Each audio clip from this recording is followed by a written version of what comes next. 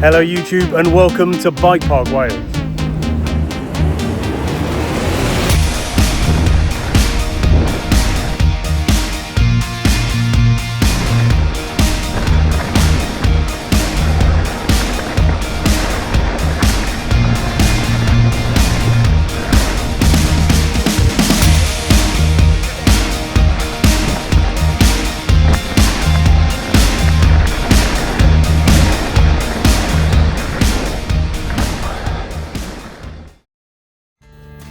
When you and your friends are riding at a bike park, the aim of the game is to get in as many runs as possible.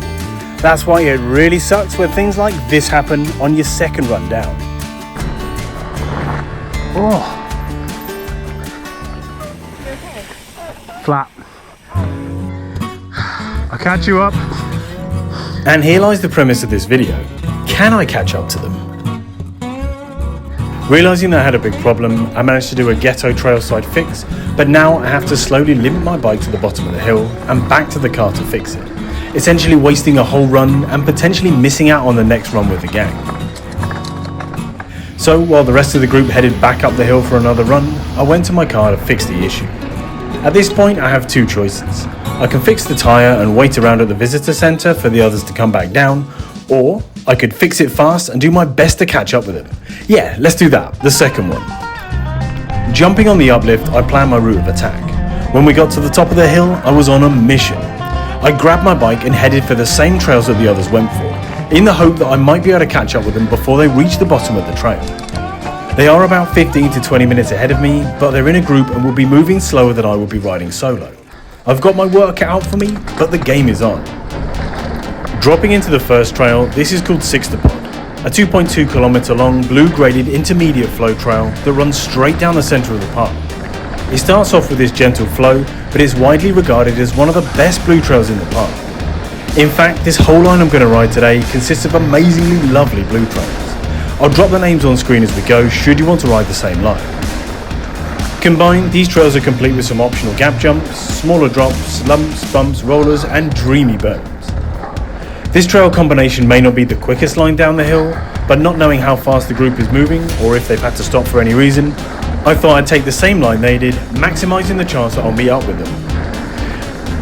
As I make my way down Sixtopod, the trail becomes wider, it gets faster and the berms are bigger.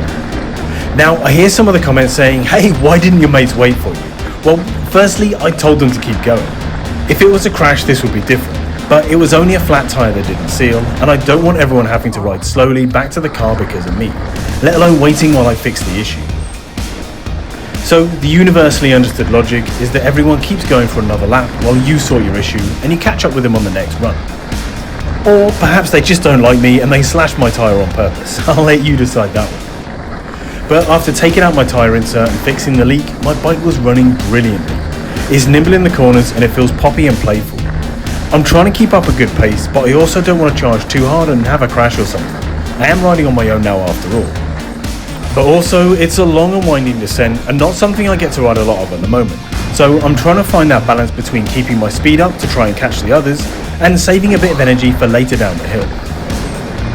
Riding through the woods, the trail maintains its speed and flowy nature, but feels a bit more technical. This is probably because the trail weaves around the trees, because there's nothing more technical about the actual trail surface. The various hops and pops along this stretch give Sixtopod a bit more excitement for the more advanced rider, but everything on here is rollable if you're a newer rider or someone who's not a fan of being in the air. And whether you're riding this trail as a warm-up or it's at the top of your grade, it's still a lot of fun. Oh, that's a smooth berm. So far there was no sign of the others, and to be honest, I knew this was wishful thinking.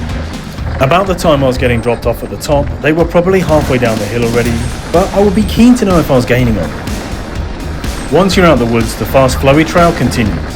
This final straight has a couple of small tabletops and of course plenty of left to right berms. If blue flow trails are your thing, this is a great trail to try. It doesn't stop moving the whole way down and it's pretty chill. You can just cruise down it without having to worry about anything technical that's going to catch you out. Just plug and play. So heading towards the final corner, I was ready to drop onto the fire road and into the next trail. This next one's called Willy Waver and it's another Bike Park Wales classic. Again, it's an intermediate flow trail and a decent length at 1.7 kilometers. Similar to Sixtopod, the trail cuts a very nice line down the hill with plenty of amazing left to right turns and a healthy dose of speed. The trail surface is a bit more natural than the smooth hard-packed gravel of the previous trail, but it isn't something to worry about. Modern suspension and tyres are well suited to this terrain. I actually prefer this type of riding surface to the smooth hard-packed gravel, but that's just me. They both have their merits when it comes to trail surfacing. But later on this trail, you also get to ride over some bumpy rock slabs.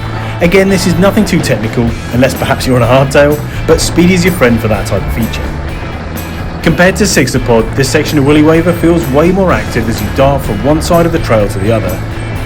And again, you will get the chance to get your tyres off the ground in a few places if you wish. The weather today's been pretty good, and with the rain last week, the trail surface is pretty prime today, which helps with the grip and trusting your tyres. You always have to watch out for areas with loose gravel on trails that get high volumes of riders like this one, but this is pretty well maintained, and it's nothing my chunky tyres can't handle today. At this point, the trail's about to split and give me a red and blue option. I took the blue line to the right, but I wish I took the red line to the left because I know it's way faster. But to be honest, there isn't much between the two, and this blue trail is actually really fun, and it actually weaves around a lot more than the red line does. But just as I felt that I was making great time, disaster struck. I got caught behind some slower riders. This was bound to happen at some point, and to be honest, I've had a really clear run up until this point. So I just chilled out behind them and cruised along enjoying the trail. I always have an amazing day here at Bike Park Wales, and there are so many trails that I really enjoy. So much so that I struggle to pick my favourite. Every time I think I know what it is, I ride something else and then think that that's even better. So I'd be really interested to hear what your top trails are here at Bike Park Wales. Definitely leave them in the comments so I can see what sort of trails pop up. Thanks, gents. The slower riders kindly let me pass a little later down the trail, and I boosted it towards the end of the trail and to the uplift queue. Have I done it? Have I caught up to my friends? No, they weren't there. They were already on the uplift heading to the top of the hill.